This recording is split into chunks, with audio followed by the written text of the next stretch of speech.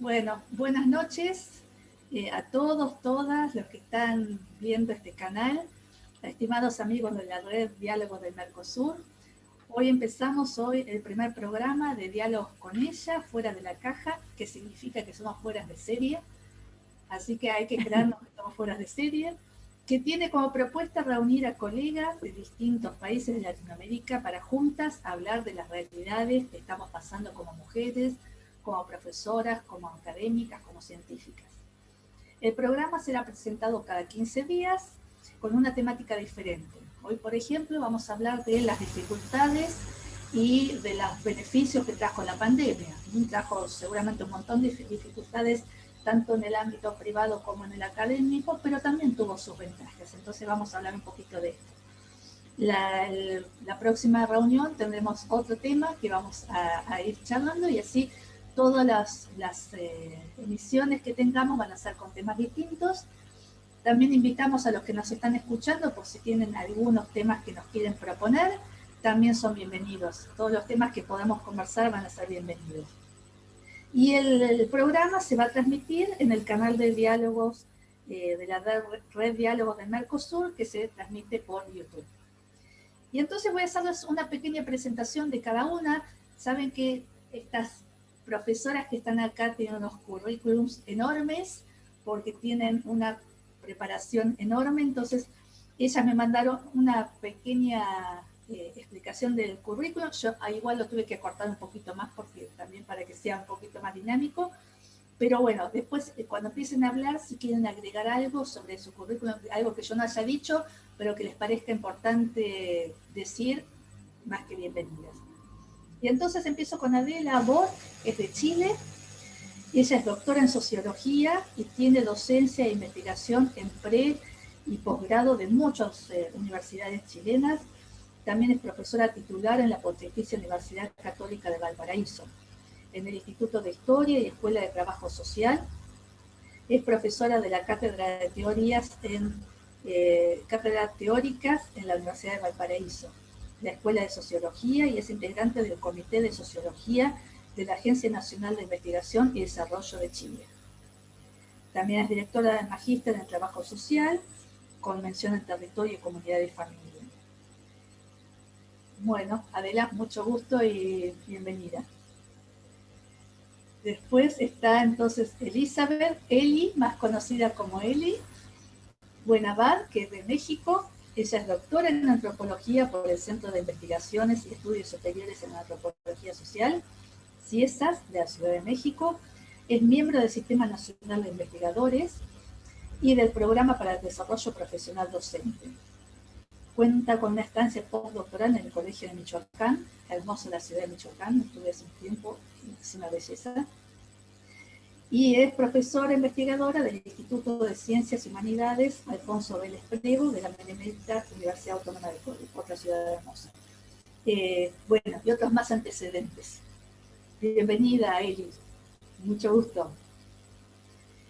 Ahora Isabela Frade, la compañera de Brasil, ella nos va a deleitar con el hermoso portugués.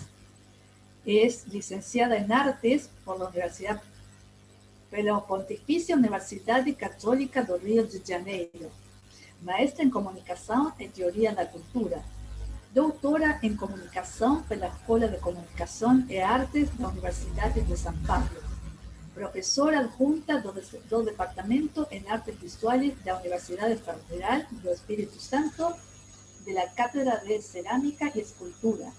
Tiene un montón de antecedentes, espero que mi portugués no haya sido tan malo y se haya entendido. Y ella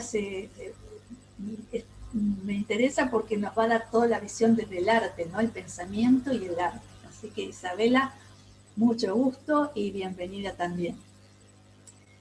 Y ahora nuestra compañera de Colombia, Emma Ávila. Emma es economista de la Universidad Pedagógica y Tecnológica de Colombia. Es magíster en Gobernanza y Derechos Humanos de la Universidad Autónoma de Madrid. Es profesora universitaria, investigadora social y directora ejecutiva de la Corporación DES de Consultores. También Bogotá, estuve la vez pasada, cuando se podía viajar, hermosa Bogotá. Valparaíso también, así que, y bueno, y Río también, así que todo lo que he podido viajar hermoso, así que bienvenida Irma y mucho gusto. Y bueno, yo soy María Eugenia Cruzet, yo soy doctora en Historia por la Universidad del País Vasco en España, soy magíster en Relaciones Internacionales por la Universidad Nacional de La Plata, pertenezco al CONICET, que es la Comisión Nacional de Investigaciones de Ciencia y Técnica de la Argentina, que es nuestro mayor órgano de investigación. Bueno, y soy profesora de algunas universidades privadas y estatales acá en el país. Y como habíamos comenzado, entonces, si les doy la palabra, vamos a hablar de las cosas buenas y malas que nos trajo la pandemia.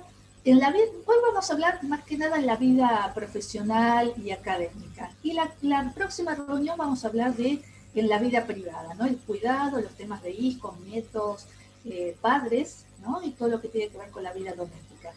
Pero hoy vamos a hablarlo y a charlar sobre todo lo que nos trajo esta nueva modalidad que vino de golpe y que nos cayó con un balde de agua a todos. Así que, bueno, adelante, la palabra es de ustedes.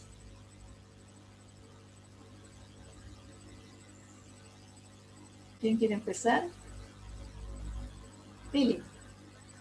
Bueno, ¿empezamos? Entonces, muy buena tarde, es un gusto. Primero que nada, agradecer la invitación que nace precisamente desde Diálogos Mercosur para generar este tipo de encuentros. Entonces, aunque sea un espacio dirigido, coordinado y de diálogo horizontal entre mujeres, pues no dejamos también de reconocer el mérito, la idea, la organización inicial y la propuesta de nuestro queridísimo coordinador, uno de los dos coordinadores de la Red Mercosur, del doctor Tulio Madeiro, quien además, pues, gran amigo siempre y preocupado, ¿no? En que podamos dialogar. No importa si yo estoy en México, no importa si ustedes están más cerquita, incluso ya, ¿no? No voy a decir tanto de llegarle a Tierra de Fuego, pero hay muchos kilómetros. Y entonces en ese diálogo, ¿cómo podemos ir compartiendo estas experiencias? Y yo quiero decirle a quienes nos estén escuchando, siguiendo en este canal, además de saludarles, que decíamos, vamos a platicar. Es una conversación, más allá de hacer un espacio academicista, un espacio formal, es algo en donde podamos compartir, escucharnos, reconocernos sobre cómo vivimos este proceso una vez que, como bien decía Eugenia, a quien le agradezco también profundamente la co-coordinación de este evento y nos ha presentado, nos dormimos y de repente empezamos a saber un día que había un virus por China. Está muy lejos, es China. Empezó a llegar a Europa, sigue estando lejos, empezaron algunos casos en Estados Unidos, por lo menos para lo que fue México. Eso no está todavía acá. O sea, nos resistíamos, nos negábamos, eso no es posible. Aquí no llega. Y entonces nos dormimos un día los mexicanos y despertamos y el primer caso de COVID. Bueno, hay un caso, puede ser aislado, etcétera. Segundo momento, pues se empiezan a cerrar las escuelas. Eso fue muy notorio. Y enseguida, el comercio. Cuando uno empezó a ver que los grandes centros comerciales y las plantas industriales empezaron a cerrar, uno empezó a reflexionar que esto no era ni lejano, ni ajeno, y que ya estaba. Y la primera pregunta que saltaba era, ¿estaremos preparados para enfrentar ciudadanamente algo de este calibre? ¿Qué les puedo decir? Y con eso cierro esta primera intervención. La primera gran inquietud, al cerrar las universidades, el sistema desde el inicial hasta el superior, bueno, ¿y ahora qué vamos a hacer? ¿Qué sigue? ¿Cuándo regresaremos? ¿Será el resto de lo que queda del mes de marzo en abril? Sí. Pero en mayo tenemos muchos puentes en México. No, entonces después de mayo. Seguramente, y una especulación y una incertidumbre que decíamos en la primera semana, cómo vamos a encarar un sistema educativo digital, un sistema educativo atravesado por toda la tecnología cuando reconocimos que no estábamos preparados para ellos. Así fue como lo vivimos en México. Y muchas gracias por esta primera participación.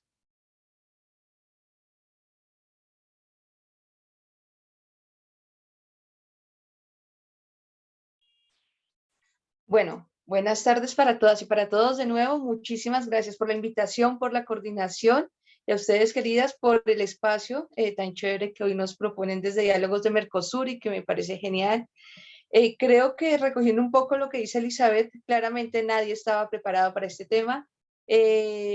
A todos nos tomó por sorpresa, todos pensamos en la primera medida que iba a ser fácil, pero luego personalmente, y lo vi, y creo que ahorita se evidencia después de un año de todo este tema, que estábamos muy enfocados a que tal vez todo, que se iba a acabar el mundo, que iba a llegar la catástrofe, que iban a pasar un montón de cosas y también hubo un escenario de muchísima incertidumbre, un escenario de muchísimo temor, de miedo, que creo que generó en todas y en todos un pánico generalizado tremendo hacia un virus que era algo que nosotros no vemos, pero que está allí, que nos amenaza y que nos encierra y todo eso. Yo creo que eso, digamos que fue lo generalizado, creo que a estas alturas uno lo ve con más distancia, ya uno puede salir, ha salido incluso, etcétera, pero también creo que fue, a mi juicio, una experiencia muy importante porque me abrió el paso para este tipo de encuentros. Cuando empezó a emerger este escenario, creo que en abril más o menos, Tulio, Francisco, Alicia, bueno, Celia, empezaron como a generar las dinámicas de la red y eso fue muy importante para mí, porque era sentirme que estaba aquí solita en mi casa pasando la cuarentena, que tuve que adoptar un gato, que mi madre estaba lejos, que muchas cosas para sopesar la soledad, pero que cada jueves y cada semana teníamos un encuentro con los amigos de Latinoamérica y eso fue genial. Yo creo que si hay algo muy importante para mí en este término de todo lo que pasó en la pandemia, fue lograr encontrar esa red de apoyo que ya o sea, podemos en una videoconferencia tanto con mi vecino aquí en Bogotá o en Cartagena o en Medellín, así como podemos tener una videoconferencia con ustedes, cada una desde Chile, Argentina, Brasil o México. Entonces creo que eso fue muy importante y a mi juicio de las cosas que más destaco de la pandemia. Sí, porque la pandemia también fue malo y evidentemente tantas muertes y tanta enfermedad y tanta desolación y tanta soledad y tanta angustia, evidentemente son sentimientos absolutamente negativos. Pero tuvo una contracara positiva, ¿no? Que tiene que ver con esto de las conexiones de otra manera y a otro nivel, con otra profundidad. No es lo mismo tocarse, verse a los ojos, compartir una cerveza, un vino, una caipirinha o lo que sea, pero de todas maneras vio otras posibilidades, ¿no? Yo les contaba así brevemente por el WhatsApp antes de nuestra reunión que a mí me pasó de tener alumnos en un curso que iba a ser presencial y que tuvimos que readaptar urgentemente, pero que pude tener alumnos de toda la Argentina, o sea, desde el sur de la Patagonia hasta gente del norte del país, gente de Chile, gente de Colombia, gente de Estados Unidos, de Canadá, y que eso hubiera sido imposible considerándolo desde el punto de vista presencial. Entonces, Emma me parece que da el pie y da la clave, ¿no? De que lo que es malo también puede ser bueno, porque ahora tenés un gato, por ejemplo, y eso está bueno. Bueno, también me gustaría compartir y agradecerlo. Primero este espacio, por supuesto, a nuestro querido amigo Tulio, compañero también de tantos congresos. María Eugenia, muchas gracias también por la presentación. Y bueno, ver a Isabela, que alguna vez compartimos cara a cara. Entonces, bueno, eso primero, ¿no? Un agradecimiento. Y yo comparto también con ustedes, compañera, que, y para situarlo, yo creo que a mí me aconteció como, y lo que tú dices, María Eugenia, que hay como dos elementos, que fue el asombro, un asombro que es la tristeza y ver pérdidas y grandes números, ¿no? Y que después cada vez, como decía Eli, se fue aproximando a nosotros, ¿no? Ya no era cierto en China, lejanamente, sino que fue cada vez. Entonces hay un asombro de tristeza, de temor. ¿Ah? Yo tengo la impresión también que nos confrontamos de una manera muy directa a la muerte, pese a que es una certeza que todos sabemos, pero de tan directamente, eso yo creo que nos conmovió, y también en sociedades que estaban muy lanzadas en cierto nivel exitista, ¿no? Entonces, enfrentarse a la fragilidad de la vida, ¿no? Yo creo que ese es un asombro que tiene ese elemento de la tristeza, pero también el asombro de ver la capacidad que tenemos los hombres, las mujeres, los niños, niñas, jóvenes, de poder enfrentar desde un cierto lugar esta adversidad, ¿no? Saber enfrentarse a trasladar, ¿cierto?, a transformar tu trabajo cotidiano, utilizar soporte, generar formas de interacción que no son, por supuesto, las cara a cara, pero también advertir esa capacidad enorme, ¿no?, que tenemos la condición humana. A mí eso también me asombró, y también admirar el trabajo, sobre todo de aquellos que estaban en la primera línea enfrentando, ¿no? Entonces eso también es como una dialéctica en realidad, ¿no? Un asombro en sus dos grandes como posibilidades. Y por otro lado, lo que tú, María Eugenia, lo delineas muy bien, lo pintas, lo dibujas, ¿no? Es decir, por un lado se nos insistió en medidas sanitarias, en el distanciamiento social, y la paradoja o su contrapartida es que producto de las plataformas pudimos acercar y acercarnos a lugares bien recónditos, ¿no? No solo nacionales, sino que también internacionales. Entonces, me parece que como primer elemento de reflexión me gustaría decir esas dos cosas. Gracias. Daqui de Brasil, eu gostaria de cumprimentar todas vocês, de mandar um beijo. Essa fala vai ser em português, eu espero que todas possam entender. A gente tem discutido muito isso na rede, isso é importante, né? Português aparecer na roda dos dizeres, porque muitas vezes o Brasil fica isolado pela questão do idioma. Desde isso, historicamente, né? O Brasil não se sente muito parte da América Latina. Você vai ter alguns intelectuais que estão nesse esforço. Há esse exercício, então, da fala no português dentro desse grupo também, nesse sentido. Mas é muito, assim, minha posição de poder falar num país que está, assim, vivendo um momento de terror.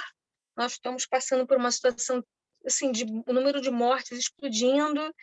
É muito complicado, nós temos um governo negacionista, eu preciso dizer isso, porque preciso, até como denúncia, nós estamos tentando nos organizar. A sociedade brasileira se vê no limite, no sentido de tentar resolver por outras instâncias. Nós também não temos, né, quando a Eli comenta, assim, será que nós temos estrutura cívica? Eu me alio muito nessa posição, porque nós não temos no momento.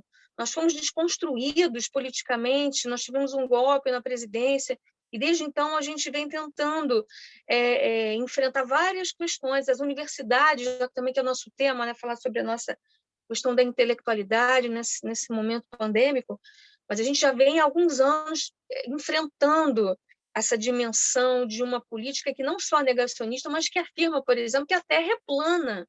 Não sei se vocês sabem isso, que o terraplanismo nos Estados Unidos e no Brasil, isso vem crescendo. Então, para nós, cientistas, acadêmicos, isso é uma coisa assim, absolutamente enlouquecida, regressiva e assustadora também, assim como as consciências estão oprimindo esse trabalho da consciência, da ciência e do saber.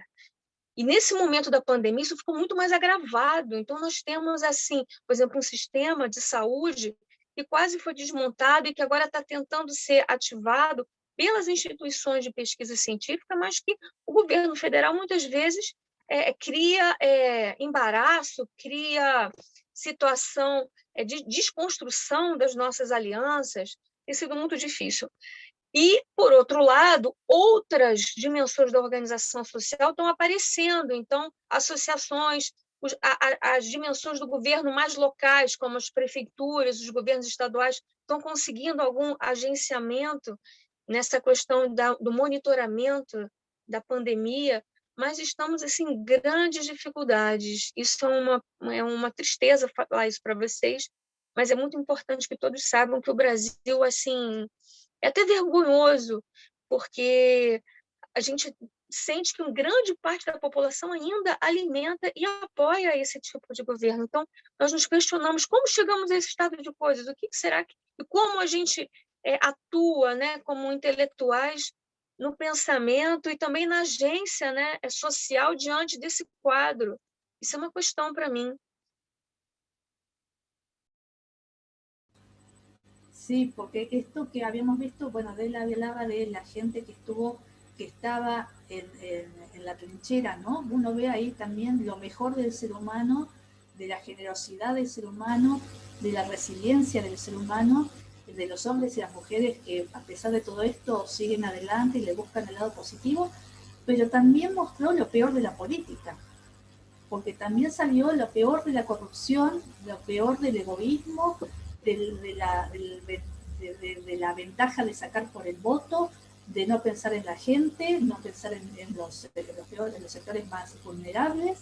Entonces, ahí yo creo que el punto, Isabela, creo que tenés mucha razón en lo que decís de, bueno, son los intelectuales los que tienen que hacer el nexo de hacer pensar a la sociedad civil lo que está pasando y mostrar una realidad distinta que por ahí la gente que está luchando el día a día no lo puede ver. Entonces yo creo que ese, en parte, el valor de lo que estamos haciendo ahora es justamente por ahí denunciar, como vos decís, situaciones y gobiernos que actuaron pésimo con el manejo de la pandemia, y al mismo tiempo también dar a notar una población civil que ha aportado muchísimo, ¿no? Y nosotros como el nexo entre las dos cosas.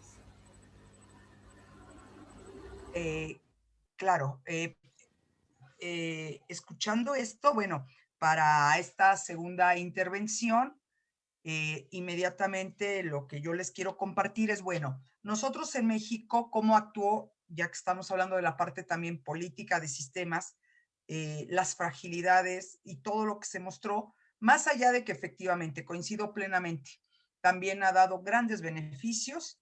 Al igual que ustedes, tuvimos experiencias internacionales como esta. Por primera vez, incluso desde una maestría, pudimos dar un módulo en una materia compartida con un doctorado y maestría de la URGS, allá en Brasil, en Porto, ¿no? O sea, cuestiones que nos ha hecho más fácil también la comunicación entre académicos, estudiantes de distintas partes del planeta, sin dejar de reconocer que evidentemente no todos pueden acceder a este tema de las TICs, de las conexiones, etcétera. Por lo menos en México, que tenemos tanta diversidad sociocultural en todas estas poblaciones que no todavía ni siquiera gozan de la luz, evidentemente que la brecha social, de desigualdad social, se hizo más abismal. Pero a lo que voy, en nuestra universidad no perdimos, como en mucho, insisto, como el sistema fue en México, no perdimos ni siquiera una semana de clases. Continuamos inmediatamente, por lo menos lo que fue la experiencia. En la de la universidad se generaron y se compraron las plataformas, nos empezaron a dar algunas capacitaciones y no suspendimos nada, digamos, en esa parte, ¿no? Se ha podido. Tengo otras experiencias porque paralelamente trabajo con niños de primaria, estoy apoyando en una primaria, nos organizamos desde la educación superior para seguir generando los materiales y aquellos pocos estudiantes que podían gozar con un celular y bueno, y algunos profesores que así como también el sistema de salud ha tenido una gran participación en la primera línea, ha habido profesores que hay que decirlo también, han estado en la primera línea porque a pie, más allá de arriesgar su propia salud, la de sus familiares, etcétera, se comprometían, eran como los centros receptores de algunos materiales que se diseñaban, que se daban, iban a la casa, algunas de las casas, se empezaron a organizar por cuadrillas, padres de familia, y que los niños, los que sí podían acceder por lo menos a esta parte de comunicación, pudieran seguir avanzando. Muchos otros retornaron a sus pueblos y evidentemente ahí hay un gran quiebre y es un gran problema que va a enfrentar México cuando pretenda regresar a lo presencial. Pero otras grandes, me parece, áreas que desnuda, y eso sí tiene que ver con nuestras academias, y es una reflexión que comparto. Esta pandemia también vino a desnudar la miseria con la que nosotros como actores sociales académicos estamos dispuestos a salir de la zona de confort de la hiperespecialización y querer dialogar con otras áreas del conocimiento y otras metodologías. Y aquí se dio uno cuenta perfectamente para el sistema de salud con el sistema educativo, etcétera, que bueno, no sabemos cómo enfrentar problemas de sentido y de pertenencia, porque al final son nuestros también, comunes con esta hiperespecialización. Y entonces hay una pobreza para desde todas las disciplinas poder hacer frente, que se intervenga la economía, que se intervenga el tema de prevención, el tema, etcétera, etcétera, ¿no? De salud. Y eso habla también abre a otro gran problema. No hemos nunca preparado en un sentido práctico, no discursivo ni aspiracionista, lo que tanto han cacaraqueado por muchos años, las 2 últimas décadas, cada Estado nacional, llámese salud o llámese educación intercultural. ¿Cómo es recibido el tema de la pandemia? No por nosotros, que estamos en universidades, que estudiamos, que estamos en las ciudades, que somos occidentales. ¿Cómo es entendido, recibido? Es más, ahorita, ¿rechazo, aceptación en las comunidades indígenas por la vacunación o no? Se generaron sus propios, digamos, medicamentos a partir de la medicina herbolaria, la resistencia en las prácticas. Esto vino a desnudar. No sabemos dialogar con los saberes milenarios ni con los pobladores, sino la imposición recta que viene y directa desde las universidades. Y desde luego, para cerrar mi intervención, pues hoy en día, como lo decía muy bien, todas han hablado, la verdad que precioso, y yo estoy aprendiendo mucho porque es compartir. Yo comparto México, pero aprendo cómo se está llevando en Chile, cómo se está llevando en Colombia, cómo entre Argentina, España, el caso brasileiro a través de ISA, ¿no? O sea, todo esto, desde luego, que tiene que ver con toda una política, con todos los intereses económicos, ¿no? Y me cierro diciendo lo siguiente: nosotros acabamos de transitar a un gobierno centro-izquierda. El golpeteo por lo que hoy es esa derecha y ultraderecha reaccionaria ha sido impresionante. Todos los días golpeteando al gobierno, al presidente en concreto y a su gabinete por un mal manejo de la pandemia. Pero nos comparan en cifras todos los días, y es lo que se escucha en la radio para la población. Es que vean en Estados Unidos cómo se está manejando, es que vean en Estados... Y yo decía, bueno, y si lo vemos, como lo dijo muy bien y lo describió Isabela, con Brasil, que es la 6ª potencia mundial, la 2ª a nivel continente y el líder latinoamericano, cómo ha tenido un fallo en el manejo de la pandemia. Pero acá en México no volteamos a ver a Brasil, no volteamos a ver países que compartimos la América Latina. Nos están comparando en el manejo de la pandemia con un Estados Unidos o países europeos. Gracias. Sí, yo estoy de acuerdo, y creo que para el caso colombiano, además, digamos que el contexto del proceso de paz, en los retos que está afrontando el país en este momento, frente a la construcción de paz territorial, frente a las demandas sociales que se venían adelantando, la pandemia en cierta medida cayó como anillo al dedo, ¿no? Veníamos de un movimiento del 2019 muy fuerte de paro nacional, de parar, del movimiento social muy álgido, y en el momento en que se dice pandemia, fue como si de un momento a otro todas estas demandas sociales, todas estas iniciativas del pueblo, pues pararan. En ese marco apareció también la minga. Yo hace poco, debo confesarlo, estuve en Chiapas y yo pues veía un poco en pandemia, que eso fue como un riesgo, y yo decía, pues cumplo el orden, porque México es de los únicos países que no ha cerrado sus fronteras de turismo, y en esa exploración académica un poco fui hasta allá. Y yo decía, el tema zapatista es muy fuerte, pero aquí en Colombia tenemos el tema del Cauca, donde negros, donde indígenas también se levantan, campesinos, y acá el problema es que se ha invisibilizado demasiado y se ha cercado frente al conflicto armado. A mí ese es un tema que me parece muy preocupante y que además, pues a pesar de llevar el tema del acuerdo de paz, se ha incrementado el asesinato y la persecución a líderes y lideresas sociales, se ha desatendido el gobierno, un gobierno que es curioso porque a nosotros en relación a América Latina nos comparan con Brasil y con México, y todo el mundo dice eso, es que miren México cómo le está llevando y quieren un gobierno de centro izquierda, y está. Y digo, bueno, pero miremos aquí al vecino más cercano que es Brasil y veamos que no lo está llevando tan bien. Y además que en relación poblacional, Colombia, yo creo que es de los países proporcionalmente que ha llevado una carga muy fuerte en el mal manejo de la pandemia. Y además, sobre texto del manejo y de la prioridad de los recursos financieros para la paz, entonces se puso por encima de eso los recursos para la pandemia. Entonces nos encerraron, pararon un movimiento social muy fuerte que había o que estaba emergiendo, se siguieron desatendiendo de la falta de la implementación de los acuerdos de paz, sobre texto, insisto, de la pandemia, y además en el Cauca, en los territorios más lejanos, alejados de Bogotá, se siguió una persecución sistemática que hasta la semana pasada, hace muy poco, asesinaron a una gobernadora que era muy, muy, muy importante en toda la fortaleza pues indígena que están haciendo. No sé, como si asesinaran a alguien muy, muy, muy importante ahí entre los zapatistas.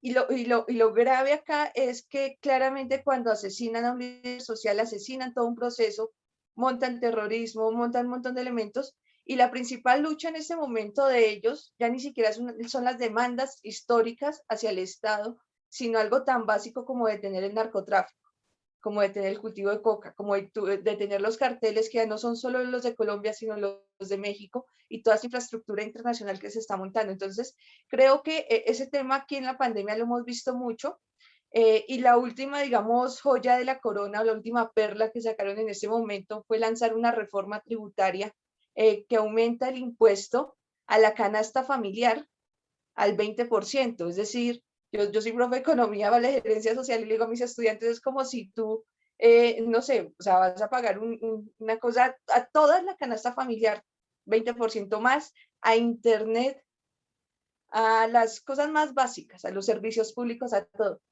Y lo están tapando y lo están disfrazando y dicen que esto es una ley de sostenibilidad solidaria para apoyar precisamente a las personas que han quedado afectadas seriamente a nivel socioeconómico por el tema de la pandemia, pero nosotros sabemos que si no hubiese tanta corrupción, que si se diera un manejo adecuado, que si no se invirtiera en guerra, pues habría muchísimo más para la inversión social. Entonces, en ese momento, les cuento, en Colombia se está organizando nuevamente el movimiento social. El 28 de abril hay un paro nacional que se ha convocado en contra de la reforma tributaria, en contra de lo que acá se denomina el paquetazo de Duque, que son todas estas medidas en contra del glifosato, exigiendo la implementación de los acuerdos de paz, exigiendo que se haga algo por las comunidades, porque realmente ya es impresionante y hemos, como siempre, normalizado el asesinato a líderes sociales y es algo que no puede pasar. Entonces, en ese momento, justo cuando se empieza a anunciar un movimiento social muy fuerte, donde se han unido artistas, políticos, se han unido profesores, todo el movimiento social otra vez se activó, entramos a tercer pico y hubo como el momento perfecto para volver a encerrarnos. Aún así se están buscando, digamos, las alternativas para hacer este manifiesto, pero sí creo que Colombia, una vez más, uno puede ver muchas cosas bonitas, el café, Shakira, Juanes, el mar Caribe, la Amazonía, todo lo que ustedes quieran bonito de Colombia, pero el conflicto armado sigue, el conflicto armado ha marcado nuestra historia durante los últimos 60 años, y en ese momento, después de un proceso de paz tan importante que hubo, el gobierno que está actualmente ha retrasado toda esa implementación para tapar los abusos que han pasado en los gobiernos anteriores. Listo.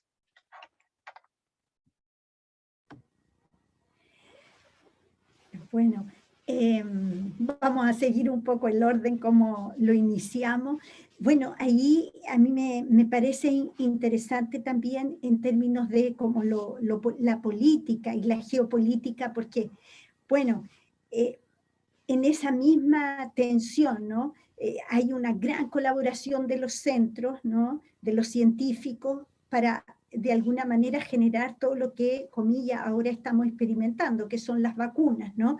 Que por supuesto el corona o la familia de los corona estaba siendo investigado hacía muchos años, ¿no?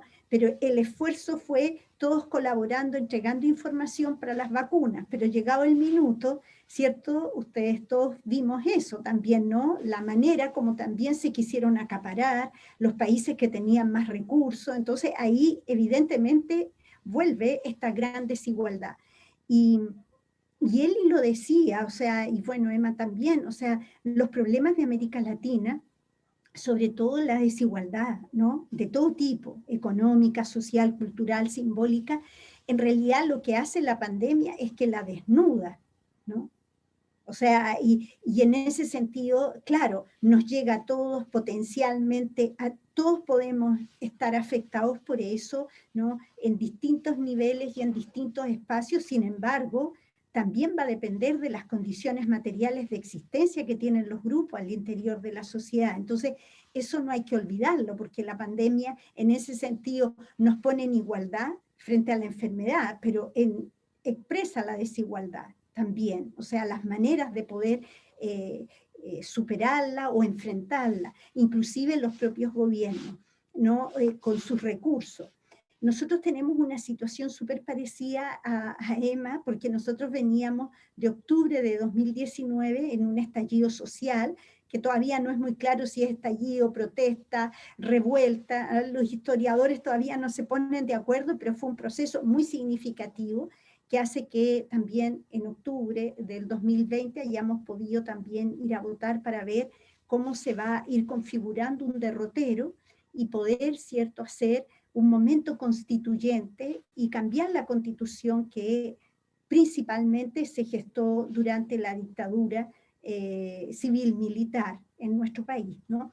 Entonces, también, ¿no?, se prolonga octubre de 2019 intensamente con muchas protestas, ¿no? En noviembre se hace ese acuerdo de poder generar un calendario y una cronología política, y llega marzo del 2020, donde se iban a retomar las protestas, las manifestaciones, toda la acción colectiva de los distintos grupos, pero llega la pandemia y por lo tanto es efectivo que es, pero también las medidas de control, si uno pudiera decir, ¿cierto?, lo biopolítico que controla la población, operan como un mecanismo también de cierre de esa expresión popular de malestar cultural. Entonces, evidentemente que es una paradoja, ¿no? Porque por un lado va la pandemia, pero por otro lado también este momento de encierro y de enclaustramiento, ¿no? De toque de queda, evidentemente que es funcional a esa explosión política y fundamentalmente de expresar las desigualdades, porque en el caso chileno además es eso, ¿no? Pero sí quisiera, si me permiten, no me extiendo más, que Isabela, sí, al presentar a su presidente, yo creo que eso es bien sintomático, que el negacionismo atraviesa en todo caso muchas veces las ideologías, y eso es complejo, ¿no? Cómo se ha ido instalando, ¿no?, esos grupos, los terraplenistas, como recordaba Isabela, es decir, ese alejamiento de la ciencia, un tipo de pensamiento que puede ser muy manipulable en nuestro país, inclusive en la televisión, dándole espacios a ese tipo de pensamiento, ¿no? Y eso es complejo, porque en realidad el negacionismo frente a la pandemia, pero no solo la pandemia, frente a otras cosas que la ciencia nos aportó para elucidarnos en alguna parte, yo no digo que la ciencia sea la respuesta para todo, y que los grupos y los pueblos originarios tienen también otras formas y otro tipo de ciencia, inclusive de medicina. Pero hay algo raro ahí en ese negacionismo que puede abrazar las causas desde la más extrema derecha hasta también la izquierda. Y eso es peligroso, encuentro yo, desde el punto de vista de lo que ha sido nuestro derrotero como como países de esta región de América Latina. Eso. Sim, e aí essa questão do negacionismo, a gente, pegando exatamente para esse ponto, a gente vê que não houve falha. Isso, a questão do crescimento da mortandade e dessa opressão que gera a condição pandêmica, esse é como um objetivo, há um ganho político sobre o terror. Então, a gente pode ver que não é que há a condução do processo, né, durante toda a evolução da pandemia, a gente vê no presidente, o presidente aqui no Brasil, ele ia à rua, ele saía, ele convocava as pessoas, ele dizia que ele mesmo usaria a máscara, enfim, as coisas básicas, né, enfim, de um controle sanitário da expansão do vírus, e também vários cientistas, intelectuais foram usados. Nós tivemos, e ainda antes, nós já tínhamos esse problema antes da pandemia, explícita essa condução necropolítica do governo atual, a gente não consegue manejar para a gente sair dessa situação. Então, há um certo desespero, assim, uma certa angústia, porque a gente vê até assim, pouco a pouco a população agora está sendo vacinada, então até nós, né, que já somos mais velhos, já estamos nos aproximando da situação de tomar vacina, de ganhar algum nível de imunidade, mas a maior parte da população está totalmente, o Brasil é um país jovem, está totalmente à mercê e muito mais empobrecida. As pessoas estão hoje aqui no meu bairro, eu moro num bairro de classe média, tinha um homem aos gritos na rua, pedindo, pelo amor de Deus, que alguém ajudasse, porque ele precisava comprar um celular, porque ele precisava trabalhar como entregador, aquele tipo de serviço que entrega comida por aplicativo, então ele precisaria sair, ele estava desesperado, eu preciso ganhar alguma coisa, então foi uma coisa assim tão triste, tão assim, marcante essa vivência de hoje, como a gente está hoje, né? Não há nenhum apoio, não há dos preços, os preços explodiram, como a gente vê ali, eles estão taxando, né? E nós já tínhamos antes também, é importante dizer aqui, sido combatidos nas escolas e nas universidades pelos conteúdos de trabalho, por exemplo, nas questões de gênero, nas questões de culturas ameríndias, afro-brasileiras, numa imposição de uma espécie de perspectiva cristã. É como se a gente tivesse sido uma nova cepa, uma nova capa de colonização que vem aí não da Europa, mas passa ali pelos Estados Unidos, né? Como vem com aqueles missionários que nunca saíram do nosso território. Os missionários, nós estamos ainda no processo, desde que os espanhóis e os portugueses chegaram aqui na América Latina. Nós brasileiros fomos colonizados numa grande guerra entre os europeus, porque tivemos aqui também franceses, tivemos também holandeses, havia uma guerra para quem é que queria nos dominar, quem mais melhores iria explorar, e com isso todos fomos colocados uns contra os outros. E isso tudo também está explodindo agora, porque a gente vê radicalismos e polarizações muito grandes. Isso cria uma dificuldade da gente se organizar como cidadãos, né, dentro de uma ambiência política, porque nós temos uma eleição aqui há um ano para uma nova presidência, mas a gente vê que não há uma situação à vista de uma possível solução a esse problema. Ainda assim, com todo o horror que a gente está vivendo, com 4.000 mortes diárias, quase 1.004 mortes, a gente sabe que nem todos esses números eles são contabilizados, porque tem populações que vivem muito distantes de qualquer tipo de possibilidade de identificação do vírus, e as pessoas ainda vão dizer para a gente que não, eu ainda voltaria, eu voto nesse governo, eu ainda quero manter o Bolsonaro, né? Preciso falar o nome desse homem, porque é uma coisa assim, é algo difícil de ser pensado realmente. Então, e é preciso dizer que nós estamos dentro das universidades convivendo com isso. com essa dificuldade da gente, inclusive, de poder combater no discurso, porque quando há um enfrentamento direto, nós somos silenciados. Então, há casos de professores que foram processados por falar mal do governo, há pessoas que foram silenciadas nas suas instituições, outros foram demitidos, enfim, há todo um risco da gente se tornar ainda mais frágeis diante de tudo isso que está acontecendo. Sí, yo creo que así en conjunto hay como cuestiones transversales, ¿no? Como que pasan por toda América Latina. Primero una cuestión transversal pero estructural, que es el tema de la pobreza en América Latina, ¿no? Eso creo que es estructural más allá de la pandemia. Pero creo que más en lo coyuntural, ¿no? Es el uso político que se hace de la pandemia, sobre todo para oprimir o para callar a la sociedad civil, ¿no? Lo que Emma contaba de cómo con el paraguas de la pandemia y el tema de que tenemos que estar encerrados por nuestra propia seguridad, pero que es el Estado el que nos encierra, detiene procesos importantes como es el proceso de paz en Colombia, detiene procesos, todo el tema educativo.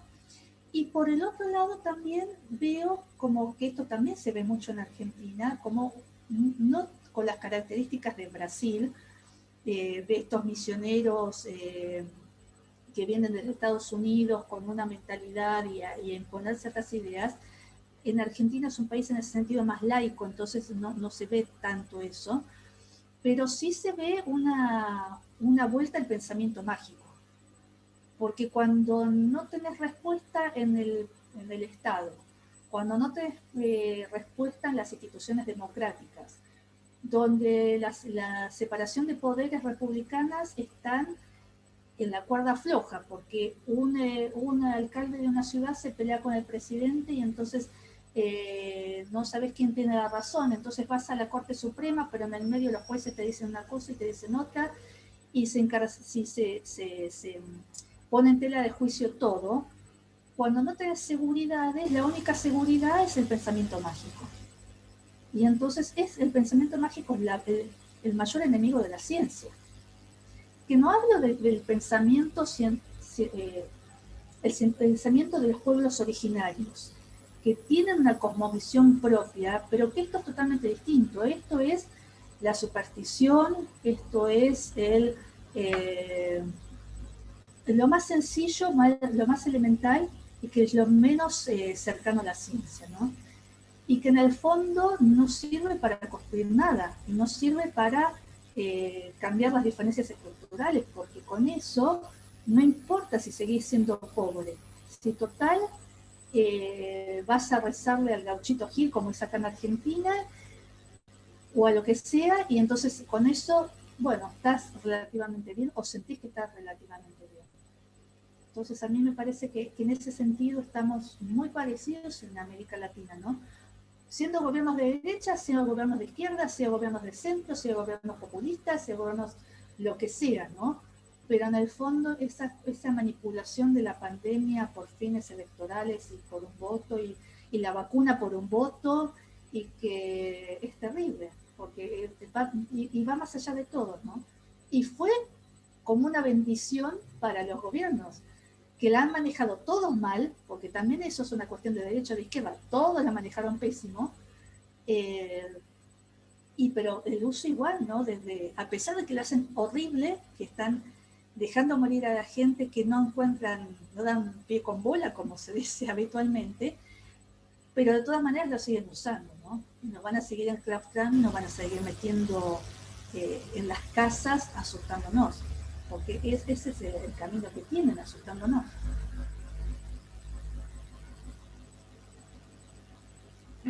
Claro, Eugenia, una pregunta.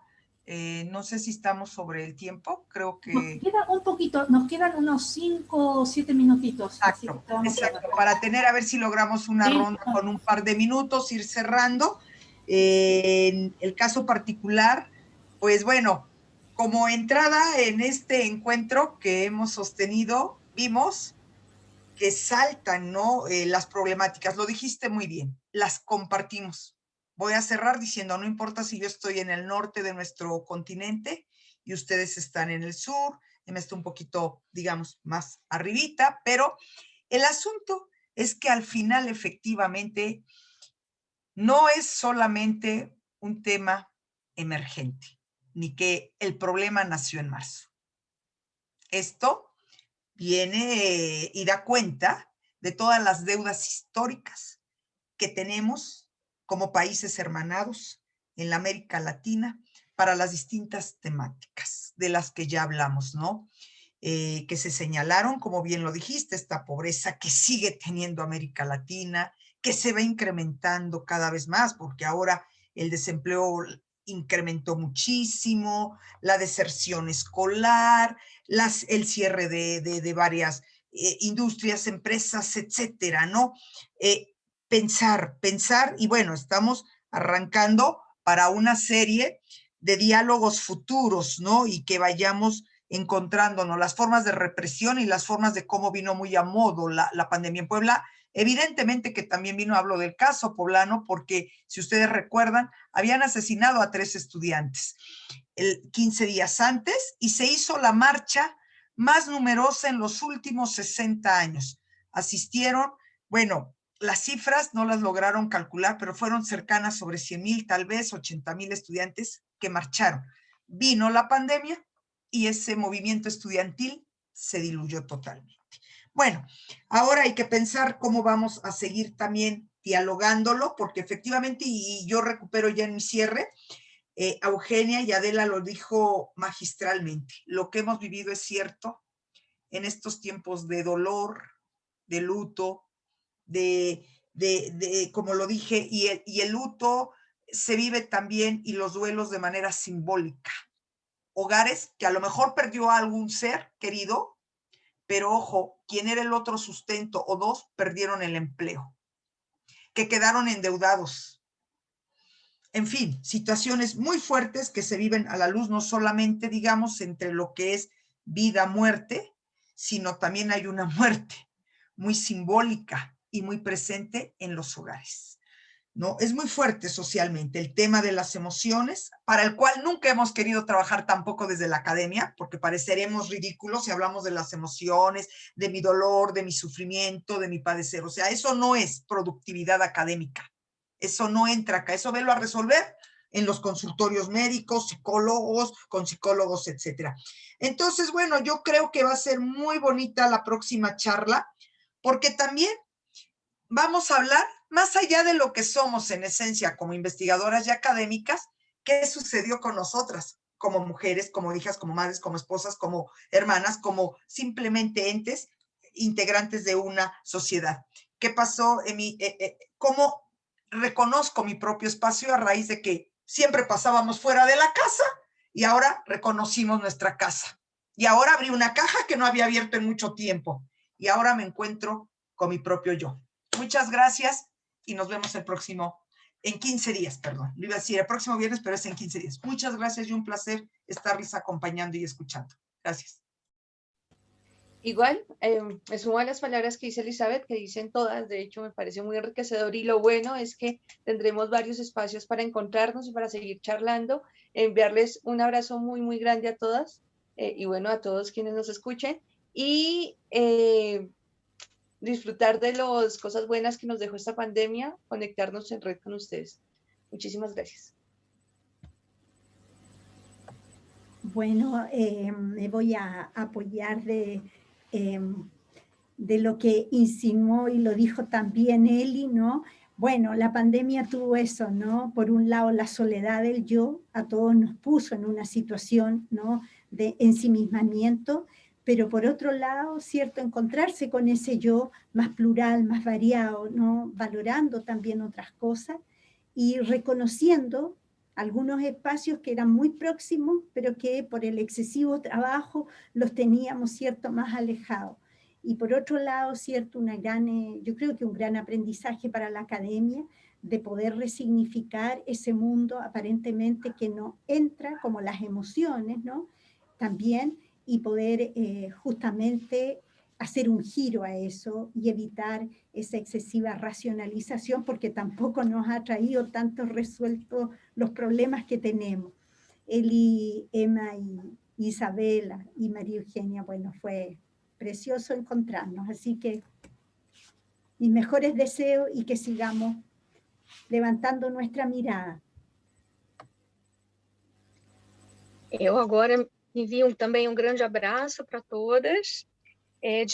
Foi muito bom, eu acho que vai prometer muita coisa boa, a gente se encontrar e pensar juntos. É muito bom a gente perceber também que vibra uma solidariedade à distância, né? Que nós temos possibilidade de pensar o nosso lugar de uma outra maneira, vendo de um outro ponto de vista, é muito bom. Ficou para mim muito forte também essa questão da universidade, como ela é importante, e acho que a gente pode também pensá-la como um lugar político de agência para que ela possa crescer também nesse papel, não é? E aí não só um serviço assim de extensão universitária no sentido de atender a sociedade em seu papel de apoio ao desenvolvimento social, mas ao desenvolvimento político. Essa consciência civil talvez precise estar em nossas mãos também. Eu acho que é um trabalho que também a gente também está evitando fazer, a gente trazer essa discussão para o nosso campo, mas a gente também se engajar mais politicamente. Eu acho que esse talvez seria o nosso papel nesse momento. E uma outra coisa que eu estou muito preocupada é que muitas pessoas estão assim desejando, eu quero que o mundo volte, eu quero voltar, eu quero que as coisas voltem. A gente não pode voltar ao que era antes, a gente tem que mudar, aproveitar essa situação para a gente se transformar. E é preciso que a universidade esteja engajada nesse papel de transformação. E acho que a gente está aqui fazendo o nosso papel, estamos pensando o nosso lugar juntas, integrando, costurando esses lugares, enfim, né? Dentro da caixa, dentro de cada um no seu quadrado, né? Preso na sua casa, mas ampliando as nossas consciências e, enfim, e nos encontrando também efetivamente. Um grande abraço. E obrigada pela oportunidade, Túlio. Bueno, entonces muchas gracias para todas. Lo único que por ahí quedó que podemos retomar la clase, perdón, esto porque vengo de dar una clase y sigo con las clases. En la próxima reunión es cómo se nos ha multiplicado el trabajo, ¿no? Porque también estas cuestiones de las nuevas tecnologías nos ha duplicado, incluso este encuentro que es súper gratificante, también es un momento extra de nuestras actividades. Entonces, por un lado, agradecer que nos hayamos tomado este tiempo en un viernes a la noche, que es un tiempo ya para descansar, que ya vamos a comenzar el fin de semana.